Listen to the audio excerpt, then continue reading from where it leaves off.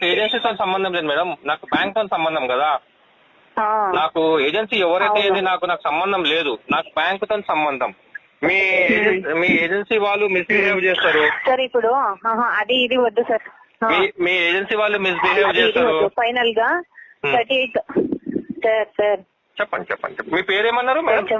మీ పేరు? శృతి సార్, శృతి. ఓకే, శృతి. ఓకే, చెప్పండి. ఫైనల్ గా 38,400 కి సెటిల్మెంట్ లెటర్ వస్తుంది. ఓకేనా మేడం? అంత అమౌంట్ నా దగ్గర ఇప్పుడు లేదు మేడం. ఇంటికిన్నా తక్కువ ఎవరు ఇవ్వరు సార్. నెక్స్ట్ మీరు సెటిల్మెంట్ కావాలి అని అడిగినా కూడా ఇంత అమౌంట్ కి ఎవరు ఇవ్వరు సార్. మీరు అన్నది కరెక్టే. ఇదే ఫైనల్ సెటిల్మెంట్ 38,400. నేను ఎందుకు మేడం చెప్పాలి? యాక్చువల్ గా నేను చెప్పి 43,000 చెప్పి ఇప్పుడు 43,000 చెప్పి ఇప్పుడు 38,500 కి ఫైనల్ గా ఇస్తున్నాను కదా.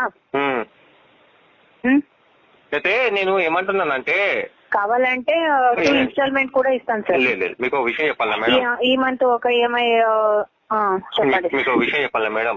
యాక్చువల్లీ మెయిన్ ఏంటంటే పేమెంట్ చేయొద్దని కాదు, ఓకేనా? పేమెంట్ చేయొద్దని కాదు. నాతో జరిగిన ఇన్సిడెంట్స్ ఉన్నాయి కదా అప్పట్లో. అప్పుడు ఇన్సిడెంట్ ఇన్సిడెంట్ జరిగితే ఇప్పుడు దానికి నాకు ఏంటి సంబంధం సార్? నాకు మీతో సంబంధం లేదు. మీరు ఎవరో నాకు తెలీదు, నాకు బ్యాంక్ తో సంబంధం కదా. ఇప్పుడు నేను డబ్బులు మీకు ఇస్తానా? పర్సనల్ బ్యాంక్ ఇస్తానా? చెప్పండి. లేదు సార్, లేదు. మీ కార్డ్ నంబర్ కి పేమెంట్ చేస్తారు. ఇప్పుడు డబ్బులు ఎవరికి పోతాయి మేడం? ఆ మనీ ఎవరికి పోతుంది? బ్యాంక్ కి పోతుందా, మీకు పోతుందా? బ్యాంక్ కి సార్. బ్యాంక్ మీద రివెంజ్ తీసుకుంటున్నా నేను. థర్డ్ పార్టీ కాల్ చేసి మీరు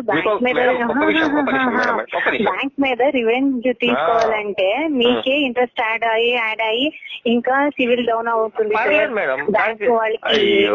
నాకు కూడా ఏం కాదు మేడం, నాకేమి సివిల్ పోతుంది అంతే. ఇంకేమైనా అవుతుందా చెప్పండి. మీరు ఏం చేస్తారు చెప్పండి? లీగల్ గా పోతారు. లీగల్ గా ఏం చేస్తారు మేడం చెప్పండి? అయితే మీరు ఇప్పుడు పేమెంట్ చేసుకోరా సార్?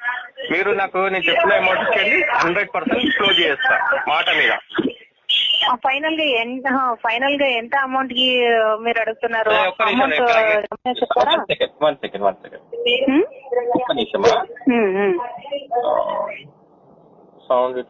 పెట్టుకోండి మేడం. 10,000 to 800 madam. 10,000